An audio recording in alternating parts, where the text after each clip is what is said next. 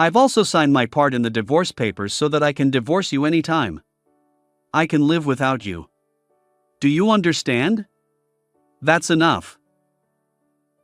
After he spent all my money for his own selfish desires, I swore to myself that I would ruin his social life. My name is Tracy, and I turned 35 years old this year. Recently, my life has finally settled down and peaceful days have returned. It all started when I became friends with a certain person I worked with at the same company. That person was Kevin, who later became my husband. Kevin and I were close enough to drink together even after everyone else had left the company drinking party. That day, too, after the company drinking party was over, the two of us were having an after party and we asked each other who we like. We got excited talking about things like that, and by the time we realized it, the last train had already gone. By the way, I was interested in him at the time, and he had apparently been interested in me for a long time, so we disappeared into the night town together since there was no last train available. We spent the night together and started dating. I had just turned 30 at the time and was thinking that I wanted to get married soon. So I said to him, "It is me being selfish, but if we're going to date at this age, please date me with marriage in mind." Of course, I'm glad as that's the plan, but I'm kinda lame to be proposed to, aren't I? We said it laughing at each other. Since we started dating, we went out for drinks together after work and went on trips using paid leave, and so on. Then one night, he made a reservation at a restaurant with a slightly luxurious night view. After finishing the meal, he took out a ring and proposed to me. I kind of guessed it, but I was very happy. At a later date, after we had both families meet and report to people at work, we got married a month later. We were blessed by everyone at work, and both my parents and I cried and were very happy at the same time. After we got married, we rented the house and lived there together, but my parents suggested that they would support us in having a brand new house built. When I asked where the money came from, they said that they had been saving money for me since I was a child for the future. Then they apparently had planned to use that money for the house to be built when I got married. I also wanted my own house in the future, so I was very happy.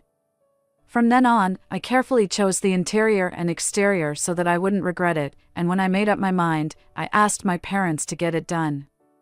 Then, 2 years after Kevin and I got married, he told me, I want to quit my job and start my own business.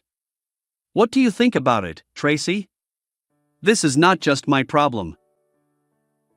I'm not going to quit my job, but if you want to start your own business, I'll support you, and of course I'll help because we are a couple. I was a little anxious about it, but he said we could live with the in-laws if we became unable to make a living. Then, as he had my permission and the peace of mind of being able to live with his parents, he soon quit his job and became foreign capital self-employed. After he started his own business, he made a profit in the first year, but as the second and third years went on, his business started to be in the red. Then after all, we couldn't cover our living expenses with just my income, so I made a suggestion to him. We should ask my parents to get a new house built because we cannot make ends meet with your income and my income, I'm sorry, but then we won't have to pay rent. I've already decided on the interior to a certain extent. It will take 1 to 3 months until the house is built if I ask them now, but in the meantime, you see, your mom told us before that we could go back to their house, so why don't you talk to them?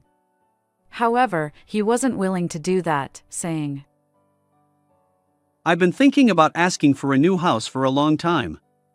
But it's not a good idea to go back to their house, because I'm the one who decided to start my own business and I can't just go back there so openly. Besides, my sister is apparently at their house now. I was disgusted that he still couldn't let go of his vanity during a situation like this. I mean, he easily said yes to the new house, though. Then the next day, for some reason, he was a complete change from yesterday and began to talk like this. We're going to live at my parents' house from this weekend, so we'll have to pack our stuff and make an arrangement to leave this house. It was so out of the blue, so I asked him what happened. Then he apparently called his mom after I went to bed to see if we could move in with them for a while. Then she allowed us, apparently. So I also asked my parents about the new house, and we prepared to move in with my in-law. From what my husband told me, they said they would welcome us generously, so I decided to take their word for it until the new house was built. At the time, I had no idea that this was the beginning of hell. After completing the procedure to cancel the contract for the current house, we headed to my in-laws' house. However, when we arrived at their house, the situation was strange. My husband said they would welcome us generously, but I felt they had a different vibe. For some reason, my mother-in-law and sister-in-law were staring at us. I felt a bit uneasy and asked them both, did I do something wrong? Is it still bothering you? Then they gave me a cold shoulder. It was a short time, but a new life began in an awkward tension. Living with my in-law was really tough. I was hated by my mother-in-law and sister-in-law, and they said something sarcastic every time something happened. When I was relaxing at home on my day off, my mother-in-law said, "You were able to make a living thanks to my son's earnings, but you are really laid back, aren't you?"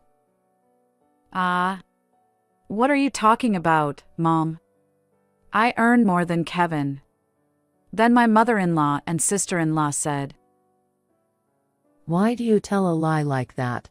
He said that you guys don't have enough money because of you." "How can you tell such a lie? I don't think you can complain, and you're lucky enough that we let you stay here." They somehow thought that I don't have money, so I asked my husband why they think that way. Apparently, he said to them, "We can't make ends meet as Tracy earns less. I'm trying hard, but I can't do it anymore." This explains why the two of them stared at me when I arrived at their house. I asked him why he told them such a lie. "Look, I didn't want to worry my mom and sis, and it would be lame to tell them that I failed when I decided to run my own business on my own, wouldn't it?" What the heck? I understand he doesn't want to make them worry, but his excuse of saying it's lame doesn't make sense. My mother-in-law and sister-in-law apparently think that all the living expenses we pay to them now also come out of my husband's wallets. So it all makes sense that they are sarcastic and keep away from me when I am at home relaxing. They also have heard that the new house will be built with his money apparently, and they are ready to move in together when it's built. I don't understand this either. My parents are the ones who are paying for the new house. I was getting more and more confused, which drove me crazy. Neither of them has any money, as their mother-in-law retired and is now living on a pension, and their sister-in-law is an absolute NEET after she quit her job. So they put the bite on me as they think he has money.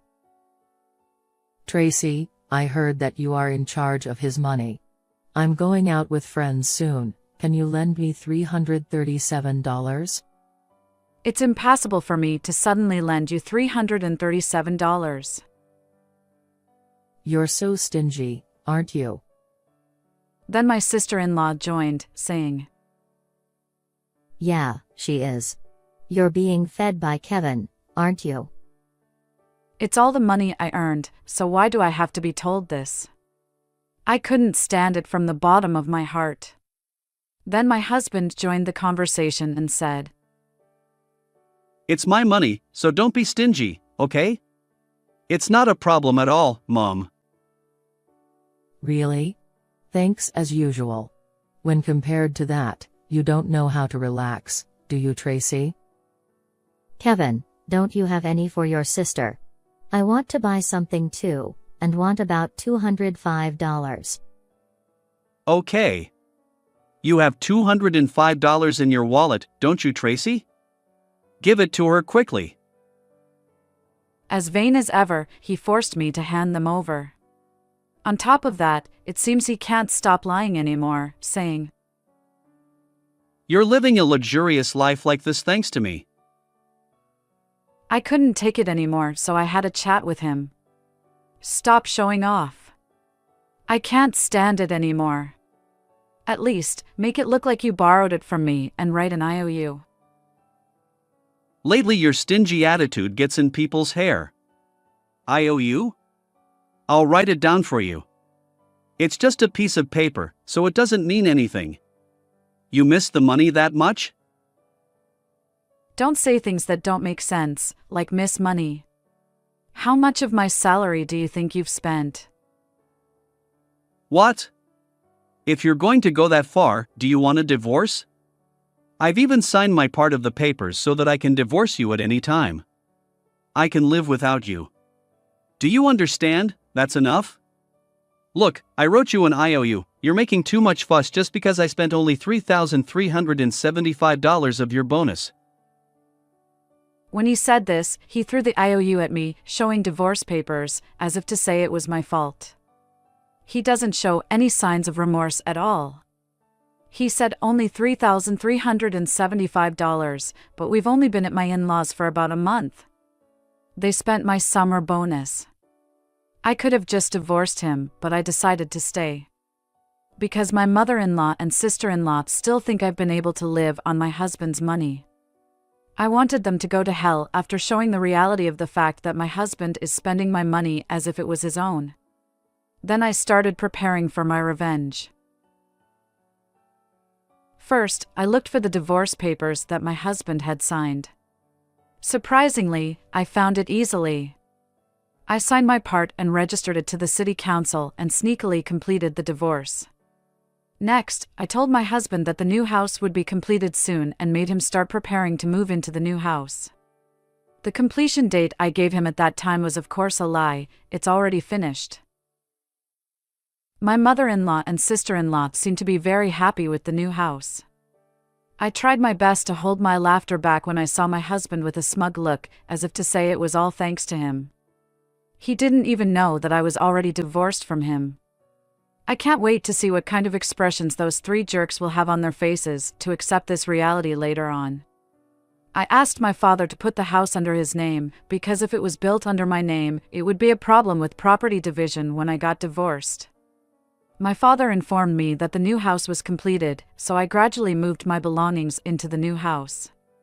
After I finished moving the last of them, I left my in-laws' house without saying a word. The new house is very comfortable, and both the interior and exterior are perfect as expected. I got so excited and spent the whole day inside the house while thinking that the smell of a new house is really nice. Then I received a phone call from my ex-husband at night. Hey, whereabouts are you now? Why do I have to tell you that? Don't be ridiculous. There's no your stuff left, like your bank book or anything. That's my stuff, so it's none of your business.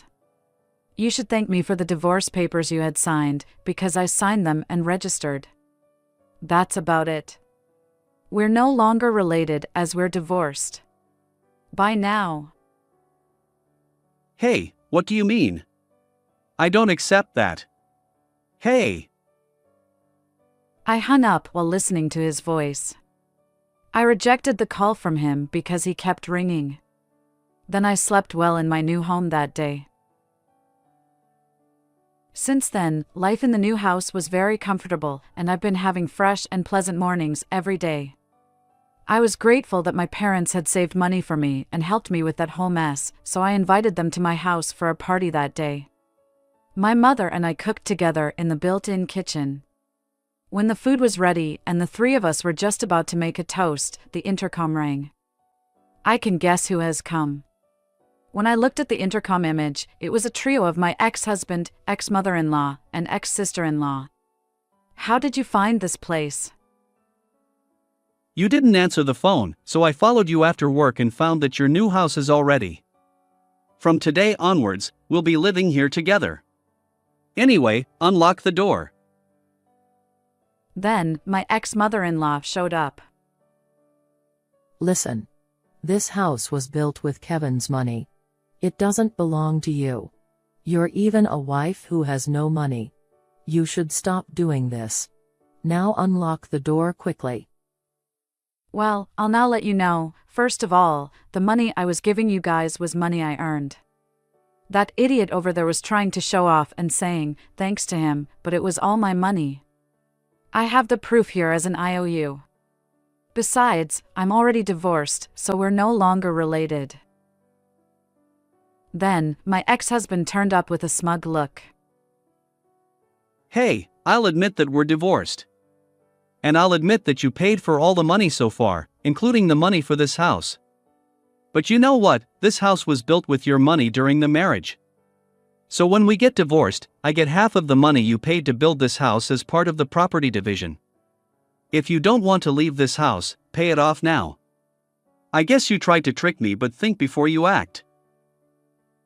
Well, this house is under my parents' name, and it was built with their money. I don't know what made you come across that idea, but the house built with their money won't be reflected in the property division when I divorce. Don't you know that? And thank you for admitting everything with a smug look. Now I'm going to hire a lawyer and claim the IOU and also all my money you've spent without permission.